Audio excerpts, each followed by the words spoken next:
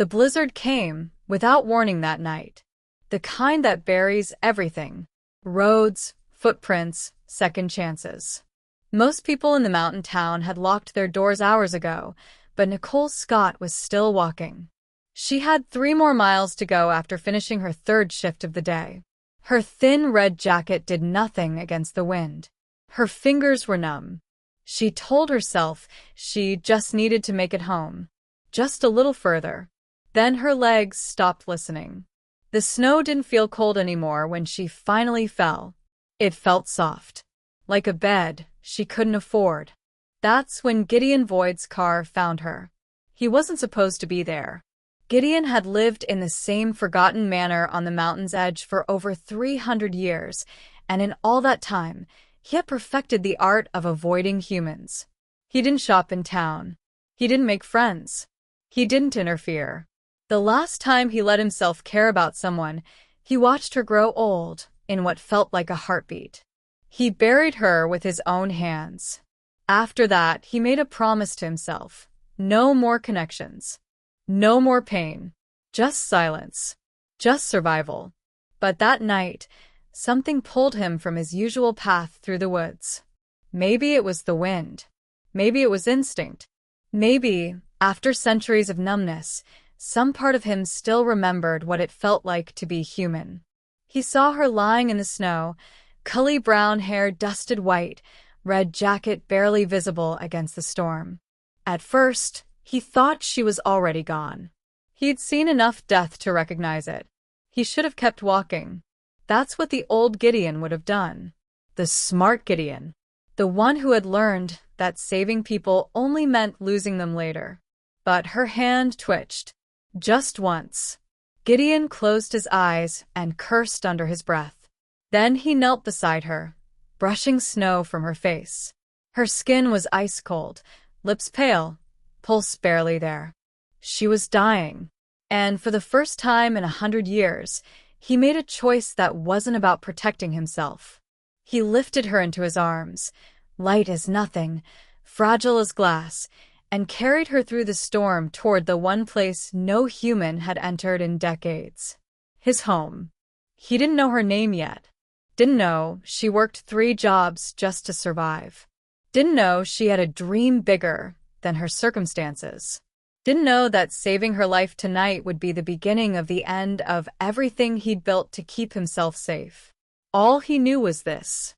If he left her in the snow, she would die. And somewhere deep in his frozen heart, that still mattered. By the time he kicked open the heavy manor doors, her eyes were flickering. She whispered something he couldn't hear. He laid her near the fireplace, pulled off her frozen jacket, and wrapped her in blankets that smelled like dust and time. She didn't wake for hours. Before we continue, let us know in the comment section what time it is and where you're watching from. And remember to like and subscribe because tomorrow I have saved something extra special for you and I don't want you to miss it. Now let's continue. When she finally did, her eyes opened wide, confused, afraid, alive. And Gideon realized, too late, that he had made a terrible mistake. Not in saving her, but in thinking he could let her go once she was healed. Nicole's first thought when she opened her eyes was that she'd died and gone somewhere strange. The ceiling above her was impossibly high, carved with patterns that looked like they belonged in a museum. Heavy curtains blocked out most of the light, but a fire crackled nearby, casting shadows that danced across walls lined with old paintings. Everything smelled like wood smoke and something else, something ancient, like old books left closed for too long. She tried to sit up and immediately regretted it. Her whole body ached like she'd been hit by a truck. "I wouldn't move too quickly if I were you." The voice came from across the room. Nicole's head snapped toward it, and that's when she saw him. He stood by the window, perfectly still, like he'd been carved from marble. Tall, pale skin that almost seemed to glow in the firelight. Platinum blonde hair pulled back, a few strands framing a face that was too perfect to be real. Sharp cheekbones. eyes that looked gray one second and almost silver the next. He wore all black, a high-collared coat that belonged in another century. Nicole's heart hammered in her chest. Who are you? Where am I? My name is Gideon Voidscar, he said calmly. You collapsed in the storm. I brought you here.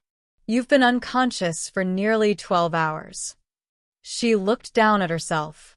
Someone had removed her wet clothes and dressed her in an oversized shirt that smelled like cedar. Panic flared hot in her chest. You. A housekeeper tended to you, Gideon interrupted, his tone flat. I have no interest in your modesty. The coldness in his voice should have been reassuring. Instead, it just made her angry. Okay, well, thanks, I guess. I'll just get my things and go. You can't. Nicole froze. Excuse me? Gideon turned to face her fully, and for the first time, she noticed how unnaturally still he was. No fidgeting. No breathing she could see. Just stillness. By ancient law, he said slowly, a life saved is a life owed. You would have died in that storm. I chose to intervene. Therefore, you are in my debt. Nicole stared at him. Then she laughed, a sharp, disbelieving sound. Ancient law? What is this, a fantasy novel? Look, I appreciate the help, but I don't owe you anything. That's not how the real world works. Perhaps not your world, Gideon replied, but you are in mine now.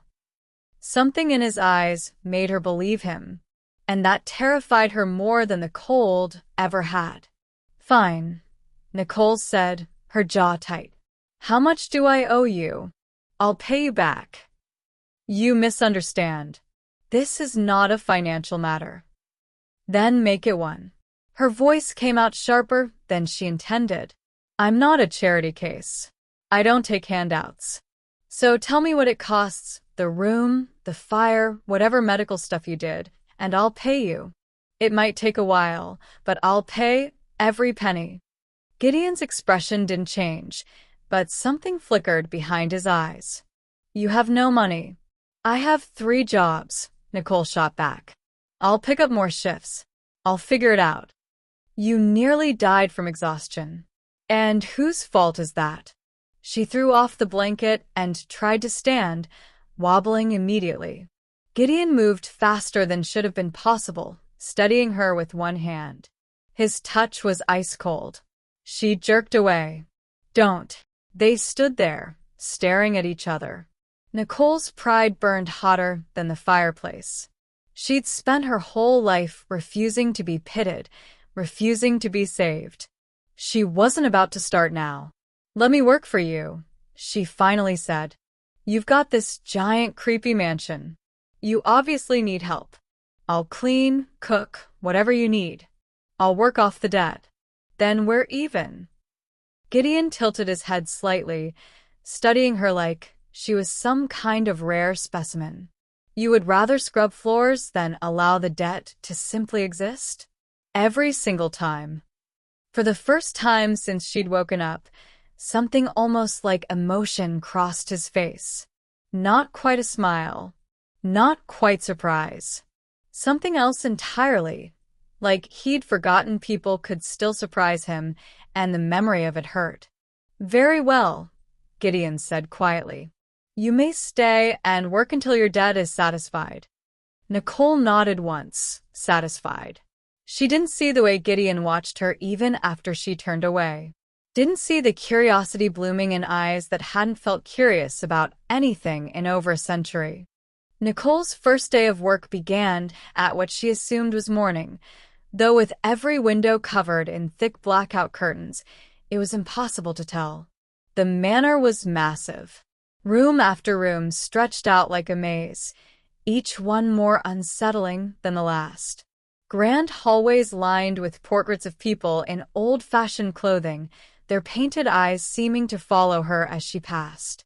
A dining room with a table long enough to seat 20, covered in a layer of dust that suggested no one had eaten there in decades. A library that smelled like leather and decay, filled with books and languages she didn't recognize. And silence. So much silence it made her ears ring.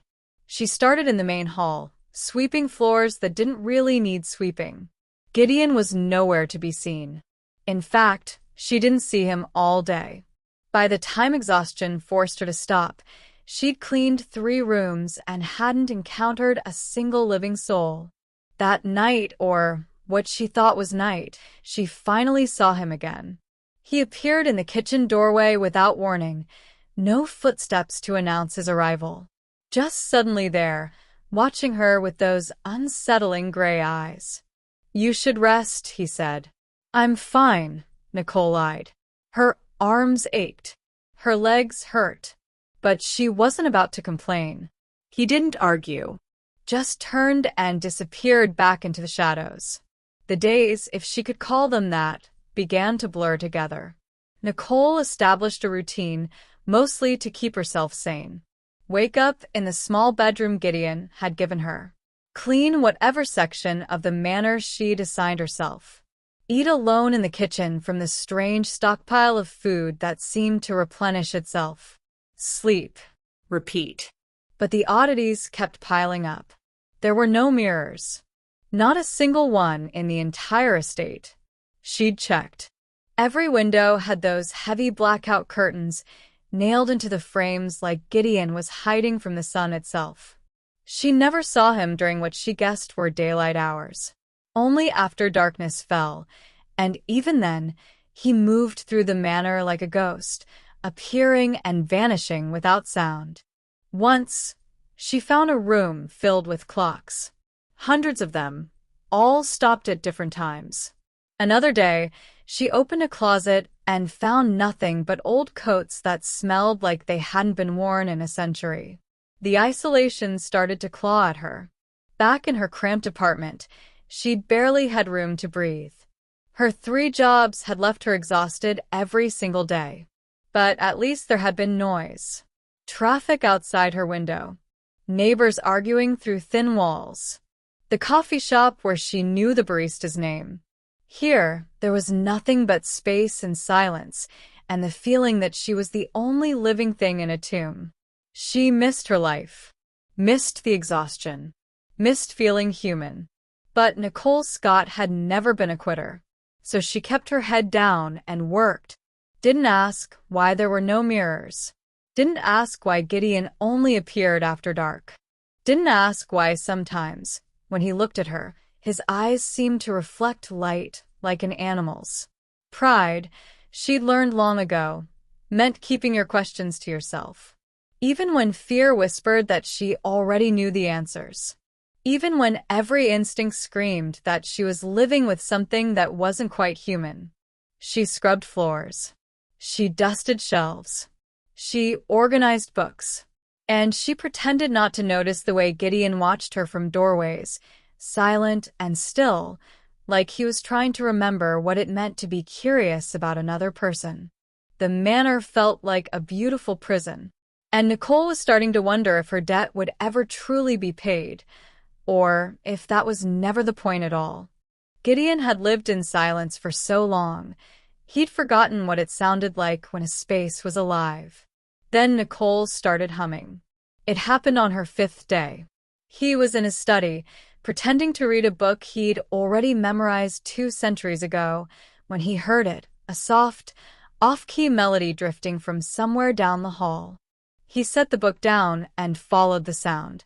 She was in the East Wing parlor, sweeping beneath the grand piano that hadn't been played since 1887. And she was humming.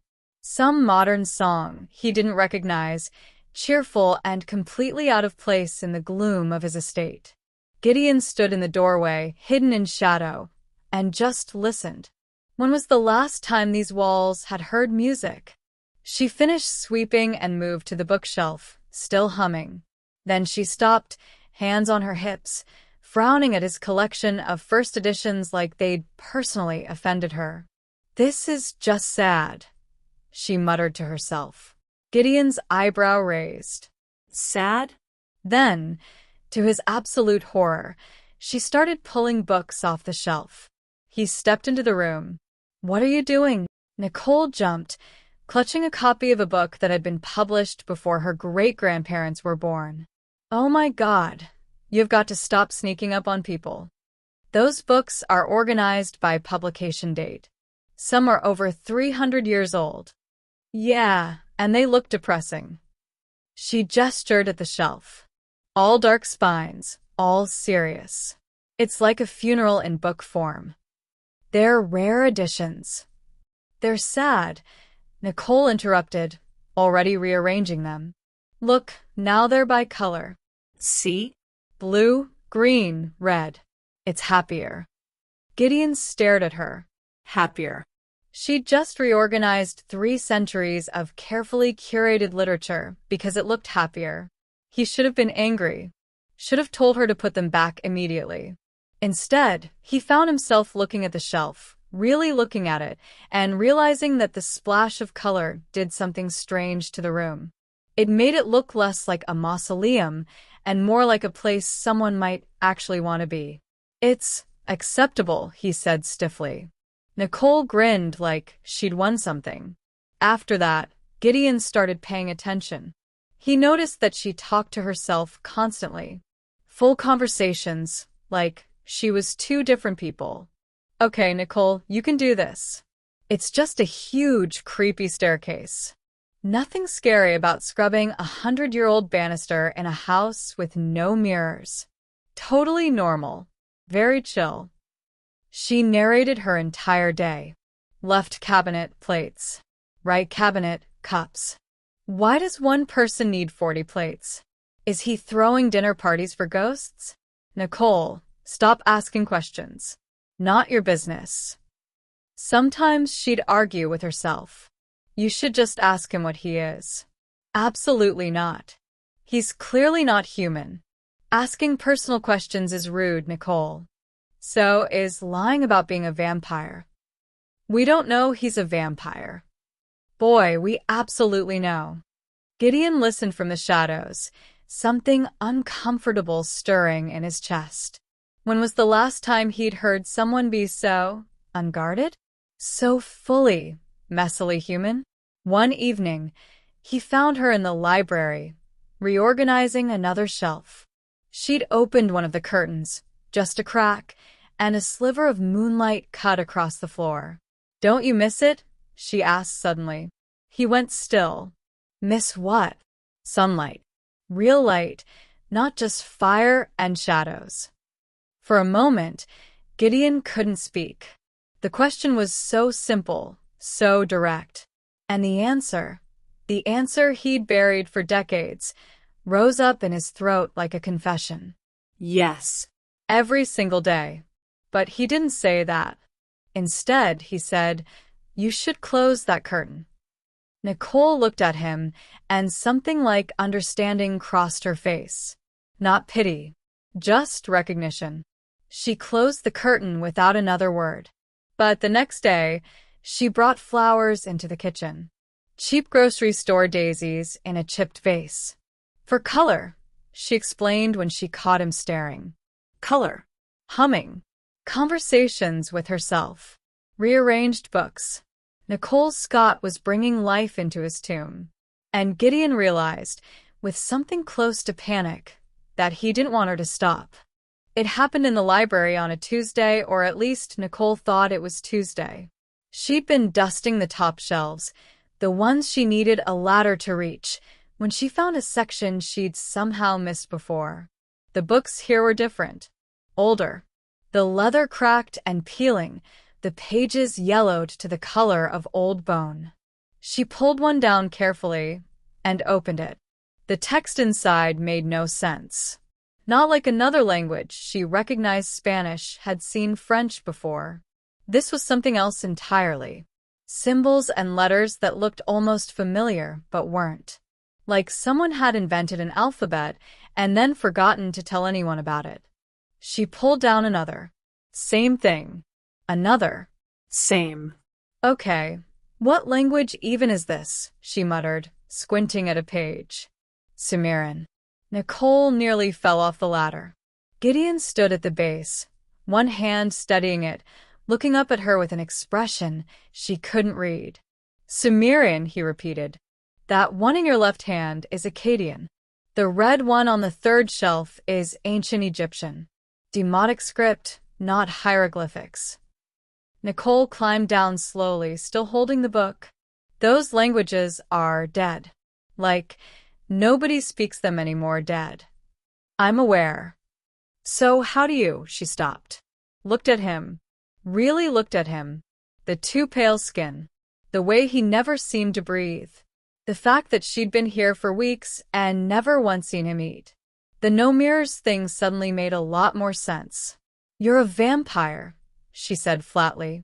Gideon's expression didn't change. Yes. Nicole waited for the fear to come. The panic. The urge to run screaming from the manor and never look back. Instead, she felt annoyed. So this whole you owe me a debt thing, she said slowly, and me working as your housekeeper? Do you actually need a housekeeper, or was this just a weird vampire thing? Gideon blinked. Once. Twice. Then something extraordinary happened. The corner of his mouth twitched. Not quite a smile. Not even close. But something that suggested he'd remembered what smiling felt like, even if he'd forgotten how to do it. I haven't needed a housekeeper in 200 years, he admitted. I knew it. Nicole threw her hands up. I knew something was off. You don't even eat food. I've been cooking meals, and you just stare at them like they're decorative. You seem to need the routine. Oh, so now you're a therapist vampire? I'm simply, he paused, and for the first time since she'd met him, Gideon looked uncertain. I don't know what I'm doing. The honesty in those words hit harder than the vampire revelation. Nicole set the ancient book down on a side table and crossed her arms. Okay, new question. Are you going to kill me? No. Drink my blood? No. Turn me into a vampire? Absolutely not. Then I guess we're good. She picked up her dust cloth. Fair warning, though. I'm asking for a raise. Cleaning for an immortal being definitely pays more than minimum wage. And just like that, Gideon laughed. It was rusty, unpracticed, like a door opening after centuries of being sealed shut. But it was real. After the truth came out, something shifted between them. Nicole stopped pretending to have a normal work schedule. If Gideon was nocturnal, she might as well be too. She'd sleep during the day when he disappeared to wherever vampires went, and emerge in the evenings when the manor came alive with his presence. Their first real conversation happened in the kitchen. She was making tea, something to do with her hands, when Gideon appeared in the doorway. Instead of vanishing like usual, he stayed. Can I ask you something? Nicole said, not looking up from her mug. You're going to regardless. Why were you out in that storm? The night you found me? Gideon was quiet for a long moment. I don't know, he finally said. I haven't deviated from my usual path in decades. But that night, something pulled me in a different direction. Lucky me, Nicole said and meant it. Lucky us both, perhaps. The next night, she found him in the library. He was reading by candlelight, and she settled into the chair across from him, without asking permission.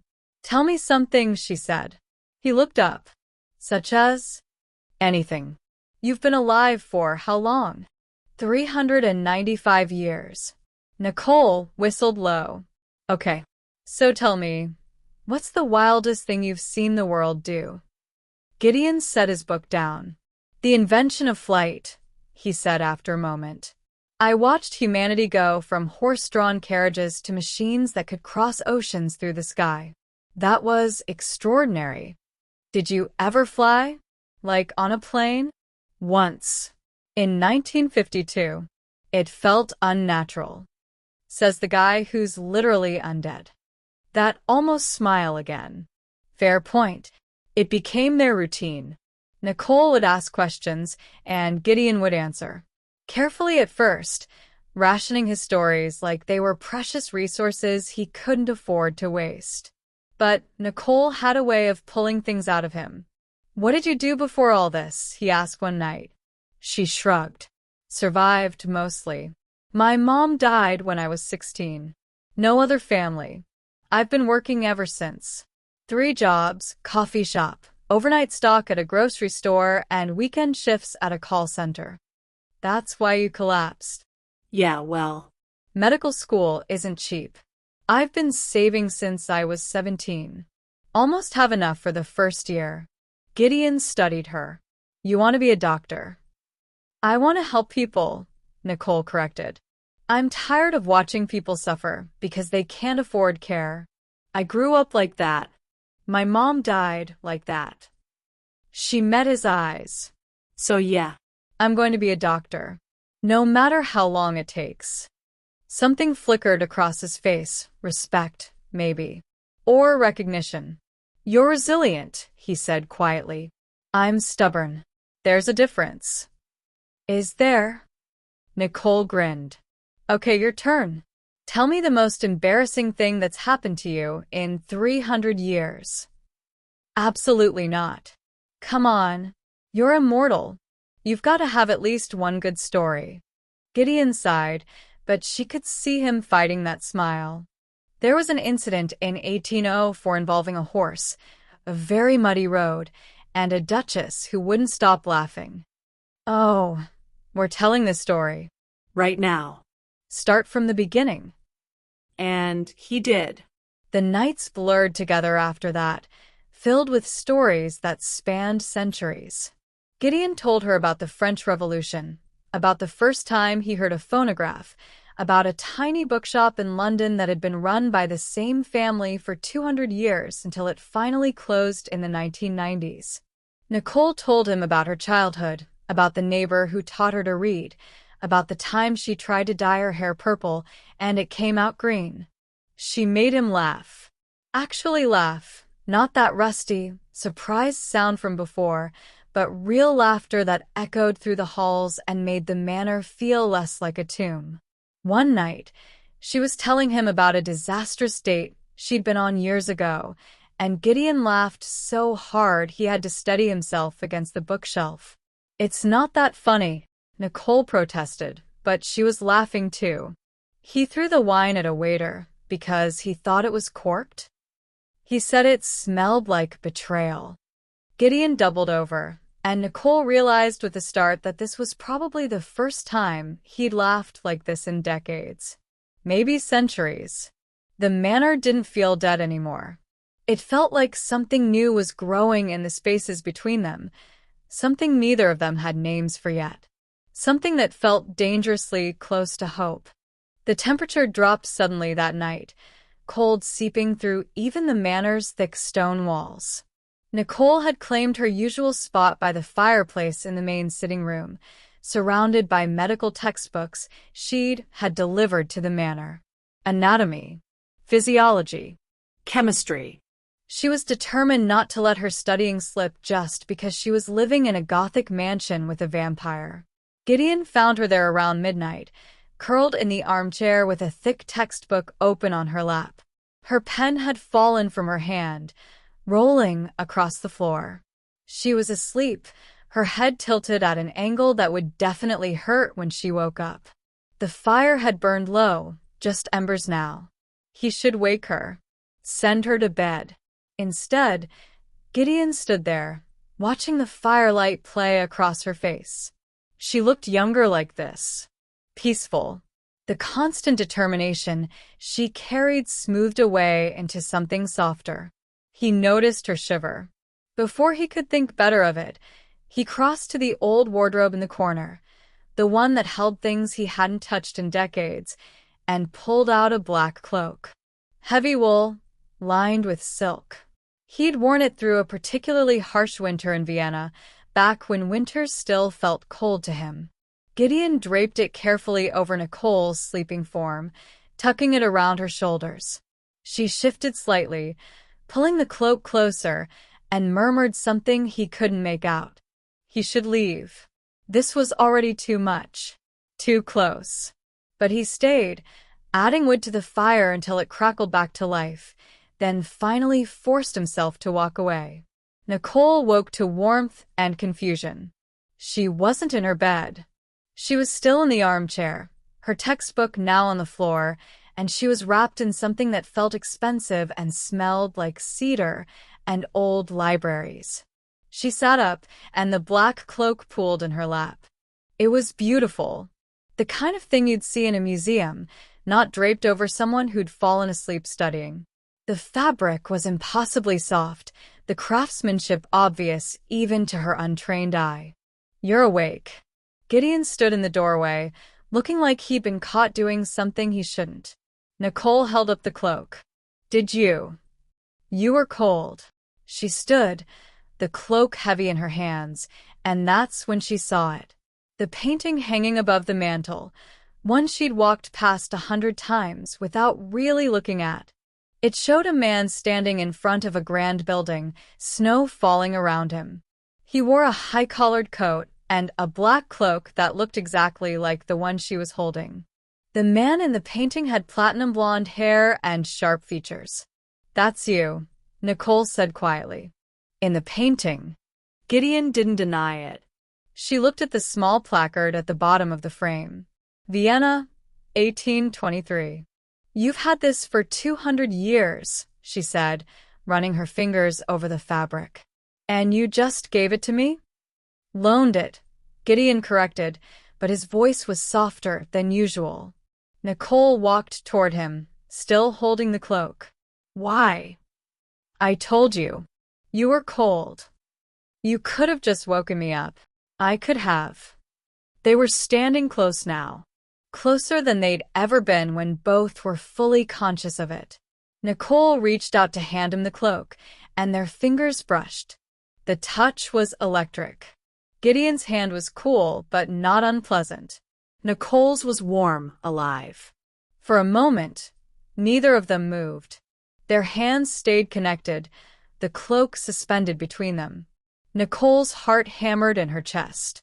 She could see Gideon's eyes widen slightly, like he was feeling something he hadn't felt in centuries and didn't know what to do with it. The moment stretched. Possibility hung in the air like the snow that had brought them together, delicate, dangerous, ready to either settle into something beautiful or melt away entirely. Gideon pulled his hand back first. The cloak fell to the floor between them. "I should go," he said, his voice rough. "Gideon." But he was already gone, disappearing into the shadows like he did when something got too real. Nicole stood alone in the firelight, her hand still tingling where his skin had touched hers. She bent down slowly and picked up the cloak, holding it close. It still smelled like him. And for the first time since arriving at this impossible manor, Nicole admitted to herself what she'd been trying to ignore for weeks. She was falling for him, and that terrified her more than anything else ever had. Nicole had set up mail forwarding weeks ago, one of the practical things she'd handled before fully committing to this strange arrangement. The delivery driver left it in the metal box at the end of the long driveway, the one that hadn't been used in years until she'd cleared the rust off and put her temporary address inside. She found it during one of her afternoon walks, when Gideon was wherever he went during daylight hours. The envelope was thick, expensive paper. The return address made her stomach drop. Metropolitan Medical College. Office of Admissions. Nicole stared at it for a full minute, standing in the cold with snow crunching under her boots. Then she walked back to the manor and shoved it in the bottom drawer of the desk in her room. 2 weeks passed. The letter stayed in the drawer, unopened. Nicole told herself she'd get to it. Later. When she had time. When she was ready. She wasn't ready. Because opening that letter meant facing a choice she didn't want to make. She started spending more time in Gideon's presence, lingering in doorways when he was reading, making excuses to be in whatever room he occupied. Their conversations grew longer, more personal, weighted with things neither of them said out loud. The night after she'd fallen asleep by the fire, Something had changed. They both felt it. A line had been crossed, even if neither knew exactly how to step over it completely. But the letter sat in the drawer like a ticking clock. Gideon noticed the change in her immediately. Nicole had always been transparent, her emotions written clearly on her face, her thoughts spilling out in those conversations she had with herself. But lately, she'd grown quieter. Distracted. She'd start sentences and trail off, staring into middle distance like she was trying to solve an impossible equation. One evening, he went to her room to ask if she wanted tea. She wasn't there, but the desk drawer was slightly open. He shouldn't have looked. But 395 years had taught him that avoiding truths didn't make them disappear. The envelope was thick, official. He recognized what it was immediately. And it was unopened. Gideon pulled it out carefully, checking the postmark. 2 weeks old. She'd been carrying this weight for 2 weeks and hadn't said a word. He found her in the library, curled up in her usual chair, pretending to read. "Why haven't you opened it?" he asked without preamble. Nicole's head snapped up. She saw the envelope in his hand, and something crumbled in her expression. "That's private. It's been sitting in your drawer for 2 weeks." Gideon crossed to her, holding it out. "This is what you've worked for. Why haven't you opened it?" "Because I don't know what I wanted to say." The words burst out of her, raw and desperate. She stood up, knocking the book to the floor. "Okay? Is that what you want to hear?" Gideon stared at her. "You've wanted this since you were a child. I know. Medical school. Your dream. Everything you've sacrificed for." "I know, Gideon." Nicole pressed her hands to her face. "I know what it is. I know what it means. And I know I should be ripping that envelope open and celebrating or crying or something, but I can't, because—" She stopped, breathing hard. "Because what?" His voice was softer now. "Because if they accepted me, then I have to leave." The confession came out barely above a whisper. "I have to go to the city and start my life and leave this place." "Leave you?" "And I don't." Her voice broke. "I don't know if I can do that." The silence that followed was deafening. "You're saying," Gideon said slowly, carefully, "that you would consider giving up medical school." "For this." "For me." "I'm saying I don't want to choose." Nicole's eyes were bright with unshed tears. "My whole life, I've known exactly what I wanted. Work hard, save money, get into medical school, become a doctor. Simple. Clear. And then I ended up here, in this impossible place with you, and suddenly nothing is simple anymore. Nicole, I love you." The words tumbled out like a confession pulled under torture. "I love this weird half-life we've built. I love our conversations and the way you laugh like you've forgotten how. I love that you covered me with a 200-year-old cloak because I was cold. And medical school is in the city, and you're here, and I don't know how to choose between the dream I've had my whole life and the person who makes me feel like I'm finally living one." Gideon felt something crack open in his chest. 395 years, and no one had ever looked at him like that. Like he was worth choosing. Worth staying for. It would be so easy to ask her to stay. To let her sacrifice everything for him. But he'd lived long enough to know what happened when people gave up their dreams for love. Resentment. Regret. A slow poisoning of everything good. He couldn't do that to her. Even if letting her go destroyed him. Gideon didn't rest that night. He stood at his window watching the sky lighten to gray, then darken again, turning the decision over in his mind until there was only one answer left. The wrong choice would destroy her slowly. The right choice would destroy him immediately. He'd lived with destruction before. He could survive it again. She couldn't. When Nicole came downstairs that evening, Gideon was waiting in the main hall. The envelope sat on the table between them. "Open it," he said. Nicole froze on the bottom step. "Gideon, I don't." "Open it." Her hands shook as she picked it up, sliding her finger under the seal.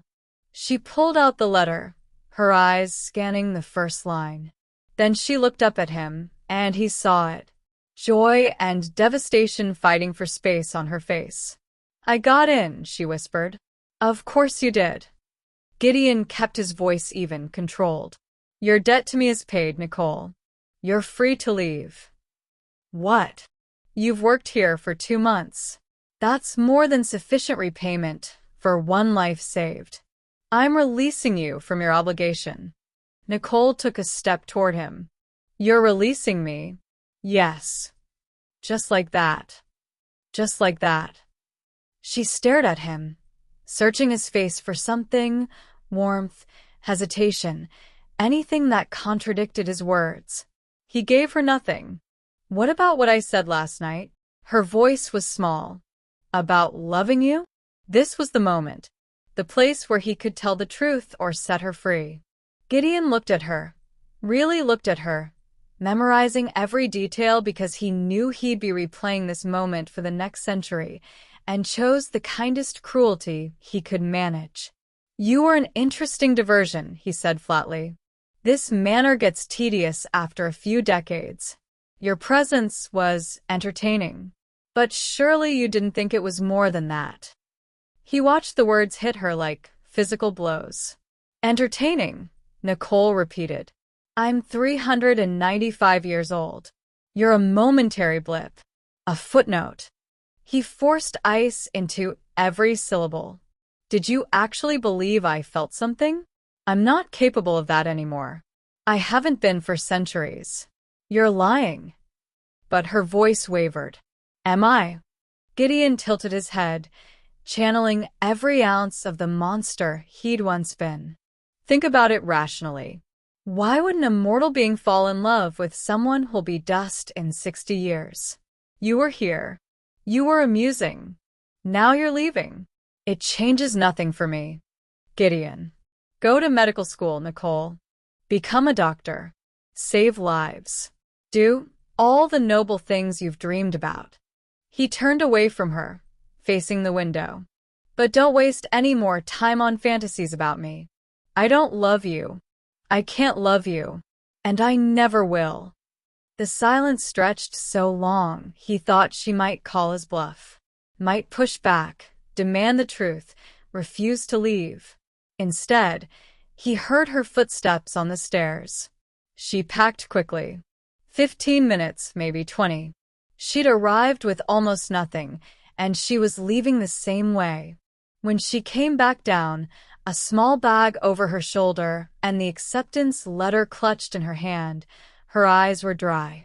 Pride, that fierce pride he'd loved from the beginning, had locked her tears away. "Thank you for saving my life," Nicole said formally, like she was addressing a stranger. "And for the work opportunity. I hope you find your next diversion entertaining." The words were designed to hurt, and they did. Gideon didn't turn around. "Goodbye, Nicole."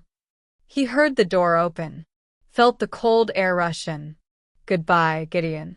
The door closed. He stood at the window and watched her walk down the long driveway, her red jacket bright against the snow. Watched until she reached the gate. Watched until she turned onto the road and disappeared beyond the trees. Then he stood there for 3 more hours, staring at nothing. The manor was silent again, exactly as it had been for decades. Exactly as he'd wanted it. The lie tasted like ash in his mouth. Gideon walked slowly to the sitting room where she used to study. Her medical textbooks were stacked neatly on the side table. She'd left them behind. Too heavy to carry, probably. He picked one up and found a sticky note on the inside cover in her handwriting. Chapter 7, Cardiovascular System. Remember the valves. 3 exclamation points. So, typically Nicole. He set the book down carefully and looked around the room. At the books reorganized by color. At the cheap daisies, now wilted, still in their chipped vase. At the chair where she'd fallen asleep. At the black cloak, folded neatly on the armrest. She'd left it behind too. Gideon picked it up and something small fell out of the folds. A hair tie. Bright purple, worn elastic. He stood there holding a 200-year-old cloak and a cheap hair tie and felt 3 centuries of carefully constructed walls crumble into dust. He'd saved her life in the snow, and she'd saved his in return. And he'd just thrown it all away because he was too much of a coward to let himself have it. The manor had never felt more like a tomb. The first week without her, Gideon told himself it was better this way. The second week, he stopped lying. The silence wasn't peaceful anymore. It was suffocating.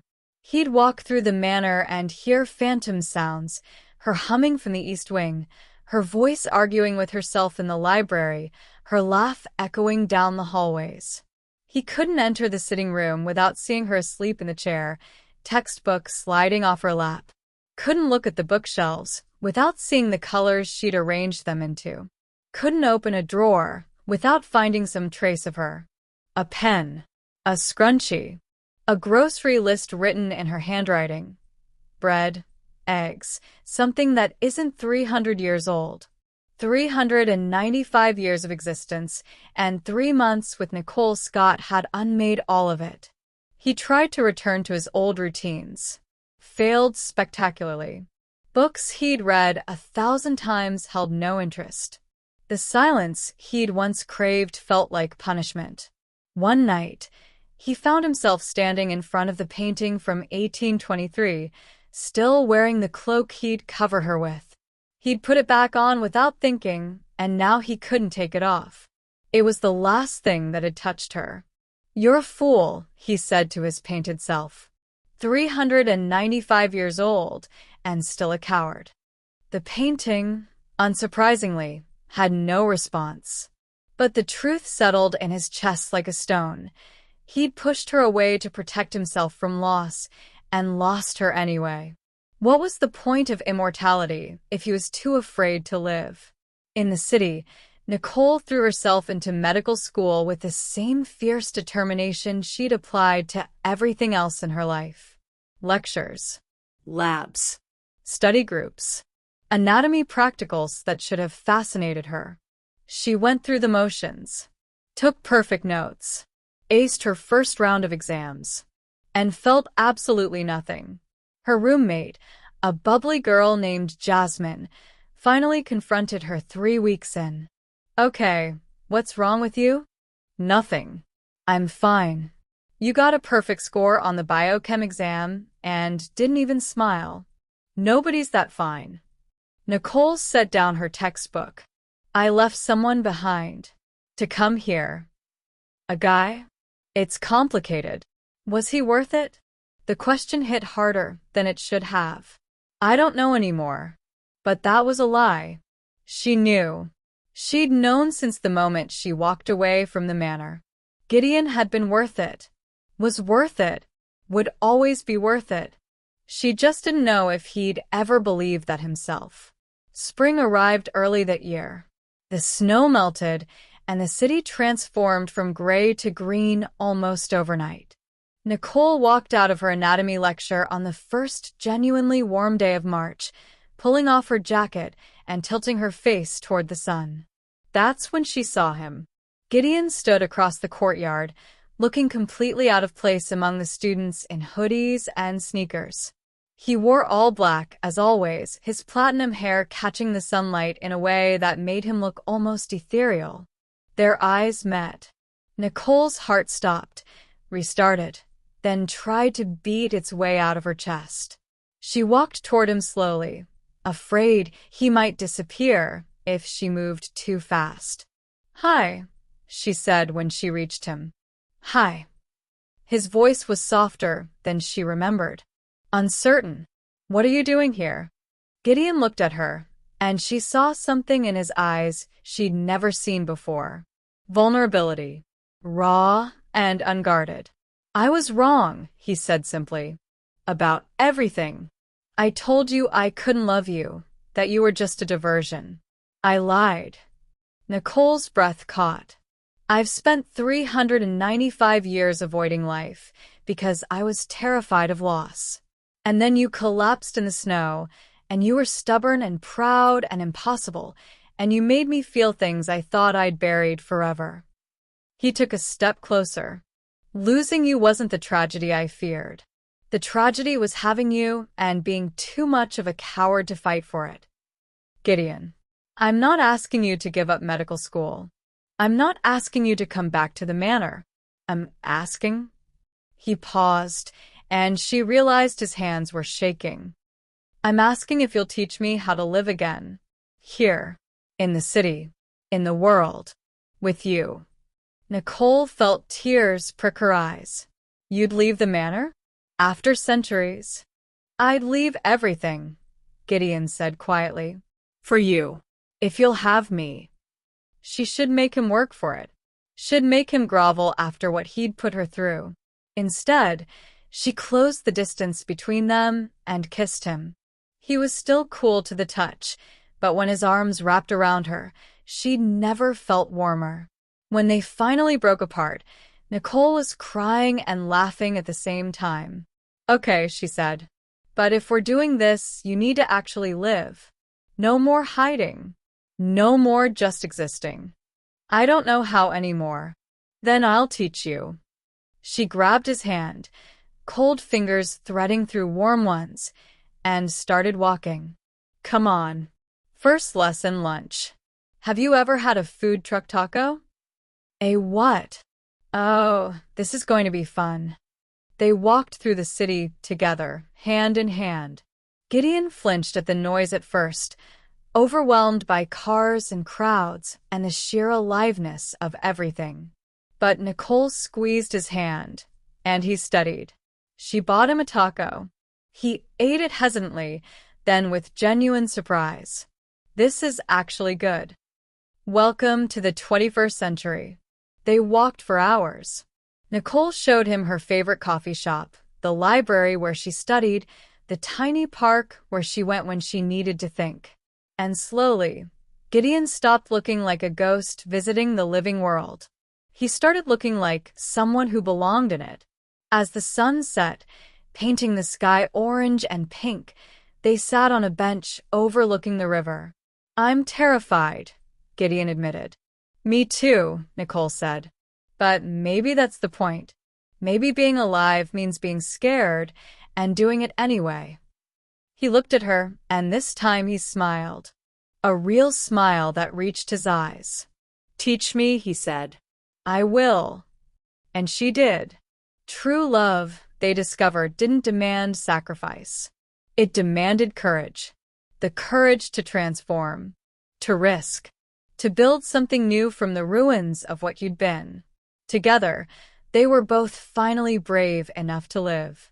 If this story of two broken souls finding the courage to love again touched your heart, please hit that like button and subscribe. Just like Gideon and Nicole needed each other to truly live, your support helps us bring more stories to life. Subscribe now. Tomorrow's story will be worth it.